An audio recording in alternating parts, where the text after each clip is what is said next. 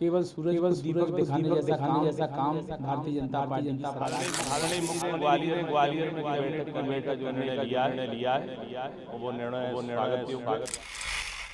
7 दशक बाद ग्वालियर में कैबिनेट, लेकिन क्या बदलेगा शहर का नसीब? करीब 70 वर्षों बाद ग्वालियर को एक बार फिर प्रदेश की सत्ता का केंद्र बनाने की कोशिश हो रही है। मुख्यमंत्री मोहन यादव की अगुवाई में कैबिनेट की बैठक ग्वालियर में होने जा रही है। यह न सिर्फ राजनीतिक बल्कि प्रशासनिक दृष्टि से भी बेहद अहम मानी जा रही है। इस बैठक के बहाने ग्वालियर में सत्ता पक्ष का शक्ति प्रदर्शन तय है। मंत्री, विधायक और आला अफसरों का जमावड़ा लगने जा रहा है। प्रशासन युद्ध स्तर पर तैयारियों में जुटा है, लेकिन सियासी गलियारों में इस आयोजन को लेकर तीखी प्रतिक्रिया भी सुनाई दे रही है। सत्ता पक्ष जहां इसे ग्वालियर के लिए ऐतिहासिक मौका बता रहा है, वहीं विपक्ष इस आयोजन को महज दिखावा और सस्ती लोकप्रियता का हथकंडा बता रहा है।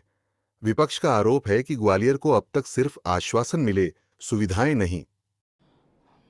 मध्य प्रदेश की भारतीय जनता पार्टी सरकार के मुखिया मुख्यमंत्री मोहन यादव जी ने घोषणा करी है कि वो वर्षों बाद, अरसे बाद 70 के लगभग साल होने वाले हैं और उसके बाद यहाँ बैठक मोती महल में या कहीं होने वाली है। ऐसा सुना है कि बैठक यहाँ करेंगे कैबिनेट की।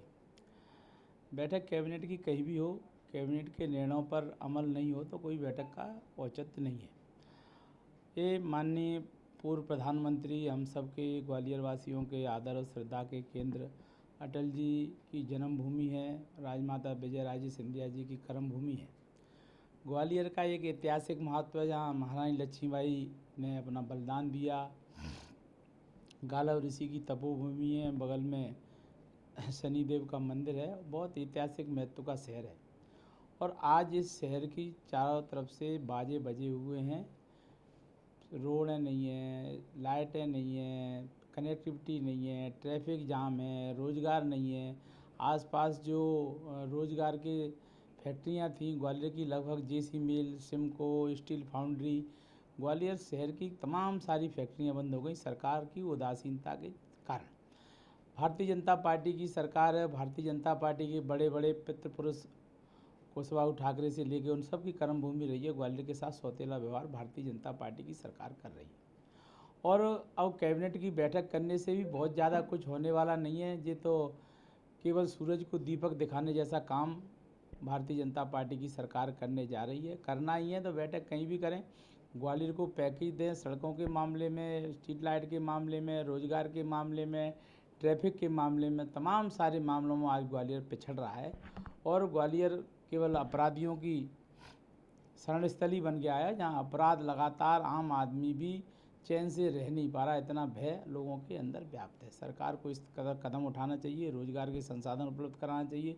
माननीय मुख्यमंत्री जी, कैबिनेट होगी, आप आएंगे, प्रदेश भर के मंत्रियां आएंगे, होटल होंगे, होटलों के आसपास साफ़ सफाई हो जाएगी, रोडों पर झाड़ू लग जाएगी, कचरे के ढेर हट जाएंगे और जैसे कोई शादी में जाता है तैयार होकर क्रीम पाउडर चुपर के सेंट छिड़क के, वैसी स्थिति डिवाइडरों की हो जाएगी। काले पीले डिवाइडर हो जाएंगे, लेकिन कुछ नहीं होने वाला और शहर में बरसात का पानी जगह जगह रुक रहा है, गड्ढे हो रहे हैं।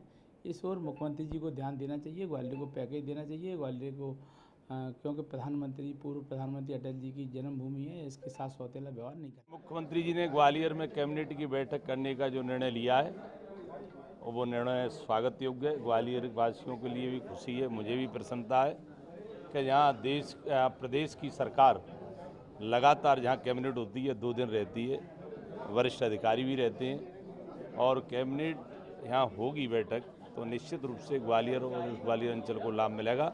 ग्वालियर वो भूमि है जहाँ भारत रत्न पंडित अटल बिहारी वाजपेयी जी की भूमि है, श्रद्धेय राजमाता सिंधिया जी की जन्मभूमि है, कर्मभूमि है। तो कुल मिलाकर ग्वालियर में कैबिनेट होना हम सबके लिए प्रसन्नता की बात है। गौरतलब है कि इतिहास, संस्कृति और सैन्य परंपराओं से समृद्ध ग्वालियर को आज भी मूलभूत सुविधाओं के लिए जूझना पड़ रहा है। ऐसे में सवाल यह है कि क्या यह कैबिनेट बैठक सिर्फ राजनीतिक स्टंट है या वास्तव में ग्वालियर के भविष्य की नई शुरुआत।